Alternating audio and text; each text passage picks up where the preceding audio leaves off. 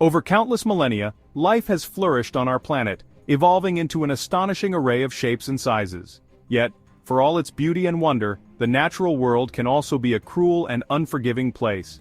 In this series, we will delve into the darkest recesses of human history to uncover 8 of the most gruesome and terrifying ways people have met their end. From ancient rituals to medieval tortures, these methods of execution were designed not only to kill, but also to inflict maximum pain and terror upon their victims. Prepare yourself, for the journey ahead is not for the faint of heart. Our journey into the abyss of human cruelty begins in ancient Greece, a civilization renowned for its philosophy, art, and democracy. Yet even in this cradle of civilization, darkness lurked. The brazen bull, a gruesome invention of the 6th century BC, stands as a chilling testament to the depths of human ingenuity when it comes to inflicting pain. Imagine a hollow brass statue, meticulously crafted in the form of a bull, its nostrils flared, its eyes cold and lifeless. Inside this metallic beast awaited a fate more horrifying than death itself. The condemned were forced into the bull's hollow interior through a small door on its side. A fire was then lit beneath the bull's belly, slowly heating the metal until it glowed a menacing red. The victim's screams, muffled by the thick metal, were transformed into eerie bellows that echoed from the bull's nostrils, adding a macabre soundtrack to their agonizing demise. From the sun-drenched shores of Greece we journey eastward to the ancient Persian Empire, where a fate far more gruesome awaited those who dared to cross the ruling class.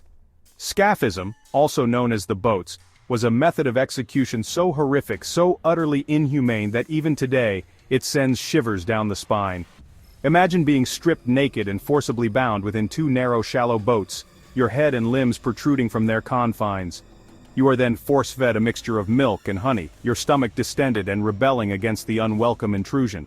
Your captors proceed to cover your exposed flesh with the same sickening concoction, attracting swarms of flies and other insects drawn to the sweet, alluring scent.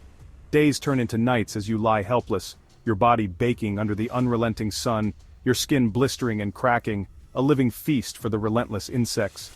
They crawl into your nostrils, your ears, your mouth, laying their eggs beneath your burning flesh. The larvae begin to feast, their tiny mouths tearing at your flesh, burrowing deeper into your body, a living nightmare from which there is no escape. Finally, after days of unimaginable suffering, death arrives, a merciful release from your torment. Our journey through the annals of human cruelty now takes us northward to the icy fjords and windswept landscapes of Scandinavia, where the Vikings, renowned for their seafaring prowess and warrior culture, etched their own gruesome mark on the history of execution. The blood eagle, a ritualistic execution shrouded in mystery and debate, stands as a chilling testament to the Vikings' fierce reputation. While some scholars argue its existence is more myth than historical fact, the very description of the ritual is enough to make even the most hardened soul recoil in horror. Picture a captive, bound and helpless, their back exposed to the elements. The executioner, a hulking figure cloaked in furs, approaches, a wicked-looking blade glinting in his hand. With a swift, practiced motion, he sets upon the condemned, his blade slicing through flesh and bone, carving a gruesome masterpiece of pain. The lungs, still pulsating with life, are then drawn out through the gaping wound, their delicate tissues exposed to the cold, unforgiving air. Chapter 4. Sawing. Our macabre exploration now leads us to the medieval period, a time often romanticized in literature and film, but one also marked by brutal punishments and public executions. Among the many gruesome methods employed during this era, sawing stands out as a particularly gruesome and agonizing way to die. Imagine the sights and sounds of a medieval square. The crowd, a mixture of curiosity and morbid fascination, gathers around the platform where the condemned awaits their fate. The executioner, his face obscured by a hood, stands ready, a large two-handled saw resting ominously by his side. The victim, stripped of their dignity and often accused of crimes ranging from theft to heresy, is then suspended upside down, their legs spread apart and secured to posts.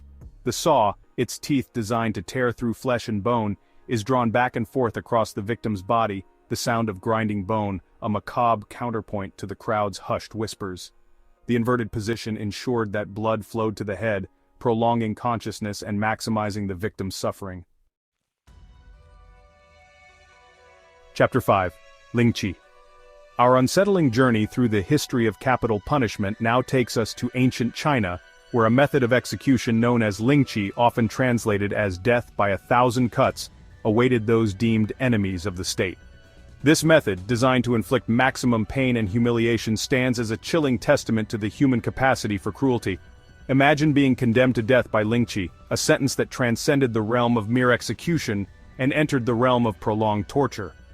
You are led to a public space, the crowd a sea of faces eager to witness your suffering. Stripped bare and bound to a wooden frame, you become an object of spectacle, your every flinch and whimper scrutinized by the impassive crowd. The executioner, wielding a thin, sharp knife, begins to carve away at your flesh, each cut meticulously planned to inflict maximum pain without causing immediate death. Days might pass before the executioner, his gruesome task complete, delivers the final, merciful blow ending your torment. Chapter 6. Burning at the stake. Our exploration of humanity's dark side leads us now to a method of execution that has haunted our collective memory for centuries: burning at the stake. This fiery spectacle, often associated with the persecution of witches and heretics, stands as a chilling reminder of the power of fear and intolerance. Imagine yourself accused of witchcraft, heresy, or some other transgression deemed worthy of death by fire. You are led to a public square, the air thick with anticipation and the acrid scent of smoke. A pyre, constructed of wood and kindling, awaits your arrival, a grim monument to your impending doom. You are bound to a stake, the rough wood digging into your flesh, the flames licking at your feet. As the fire takes hold, the heat becomes unbearable, scorching your skin, stealing the air from your lungs. The crowd, a mixture of the pious and the merely curious, watches with a mixture of fascination and horror. Chapter 7. Crucifixion. Our journey through the annals of human cruelty takes us now to ancient Rome, where a form of execution known as crucifixion was practiced for centuries. This method, reserved for the lowest of criminals and enemies of the state, stands as a chilling symbol of Roman power and the depths of human suffering. Imagine yourself condemned to death by crucifixion, a sentence that evoked terror throughout the Roman Empire. Stripped naked and publicly humiliated, you are forced to carry your own cross, a heavy wooden beam, to the place of execution, often a hill outside the city walls. The crowds that line the route jeer and spit upon you, their faces a mixture of amusement and bloodlust. You stumble under the weight of the cross, your body racked with pain, your spirit broken. Finally, you reach the place of execution. You are thrown upon the cross, your arms outstretched, your wrists nailed or bound tightly to the rough wood. As the hours turn into days, you hang suspended between heaven and earth, exposed to the elements, your body racked with unimaginable pain. Chapter 8. The Catherine Wheel. Our exploration of history's darkest corners concludes with a method of execution as ingenious as it is horrifying: the Catherine Wheel, also known as the breaking wheel. This brutal form of punishment, practiced in Europe from antiquity to the early modern period, stands as a chilling example of the lengths to which humans will go to inflict pain and suffering. Imagine yourself condemned to death on the Catherine Wheel, a sentence that sent shivers down the spines of even the most hardened criminals.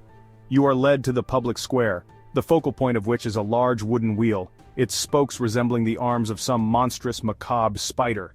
You are bound to the wheel, your limbs spread-eagled, your body contorted into an unnatural position.